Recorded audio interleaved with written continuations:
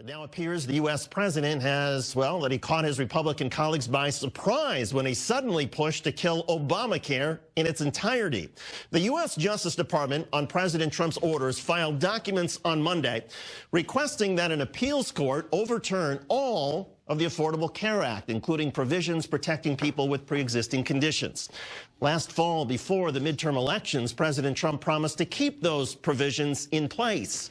There are several reports that Republican congressional leaders urged President Trump not to reverse course.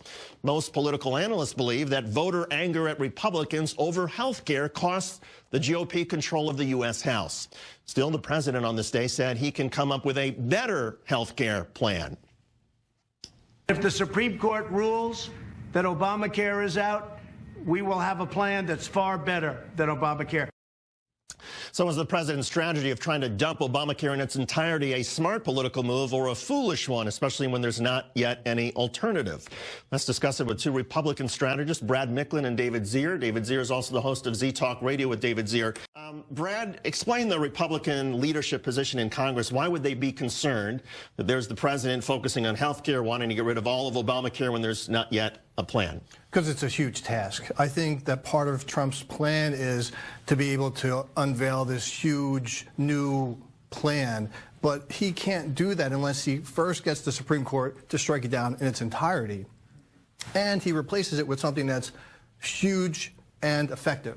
And in order for him to do both, it's going to be a very big task where I think the Democrats only need to promise a better plan or a better future if the Supreme Court strikes it down. So it's a tough haul for him. Brad, there is this argument that maybe the president is smart politically not to put anything on the table just yet, because anything he puts out there could get savaged even by his own party. So you wait until perhaps the Supreme Court might actually get rid of Obamacare, and then you come up with something. Right, I agree. I think in order for him to promote something, it has to be comprehensive and expansive and effective.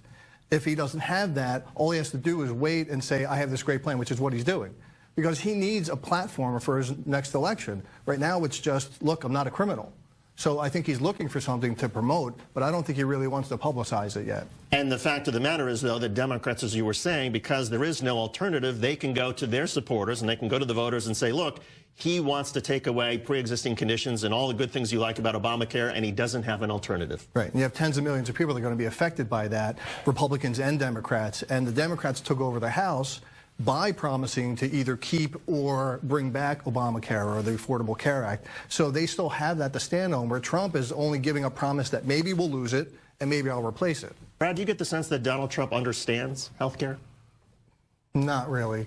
I don't think that any kind of comprehensive health care plan is going to work. I think the Affordable Care Act, while noble in its intention, is too difficult to implement. We have very few examples where we have ever been able to provide something to everyone.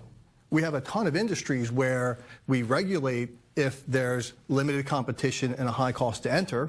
So that would be the easier way to regulate. But trying to provide affordable care for everybody just isn't going to happen. And that's why 10 years later, 9 years later, we're still battling through this. But what does it say? Premiums are double from 8 years ago, too. Nothing helped with Obamacare for a business owner. Well, what does it say about the state of the Republicans and President Trump that he was urged, Brad, by leaders, Kevin McCarthy, the leader in the House, top Republicans in the Senate, don't do this. You don't need to open up this fight right now. You just got a victory with the Mueller report. Don't change people's attention. Don't force us on the defensive to have to explain something we don't have yet. I agree. I think it was a mistake. I don't think, first, that they have much to offer the American people. And it's not necessarily a platform that Republicans are big to stand on. You know, healthcare has always been largely about the people in the Democratic, where if the Republicans wanted to promote this, it would be like a trickle down, you know, rebates and tax refunds.